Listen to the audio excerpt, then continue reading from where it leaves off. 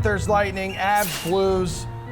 Anna, tell me, which was the bigger performance you think in your mind? Was it Nazem Kadri, the hat trick and all the crap he's been dealing with, or how about Andrei Vasilevsky? Because that was a historic performance as well.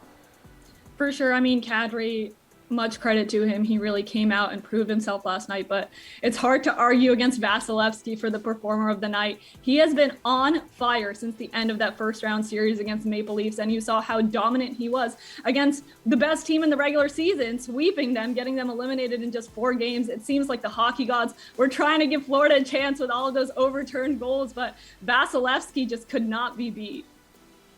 All right, Paul, 6-time Vasilevsky has shut out an opponent in a series-clinching win. That's the most in NHL history, man.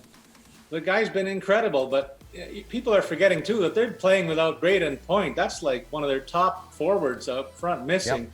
So I give a lot of credit to a guy like Nikita Kucherov, too, who's raised his game. He wasn't much of a factor in the opening round that I watched him play, but he's really turned it up a notch, and I think you can say that for the core of the Tampa club, with the exception of Hedman. He also is a guy who carried the mail in the first round. But the rest of the guys seem to have raised their game, and the champs are looking like they're not ready to give up the title anytime soon. And then in the other game, you got Nazem Kadri playing the role of the villain. Like, I'm thinking back to when I was a little kid, watching superhero shows and watching the villain star in every second episode, and he's playing that role to the hilt right now. And that's given his club a commanding lead in this series. Yeah, Anna, you giving the Blues any chance here to fight back in this series?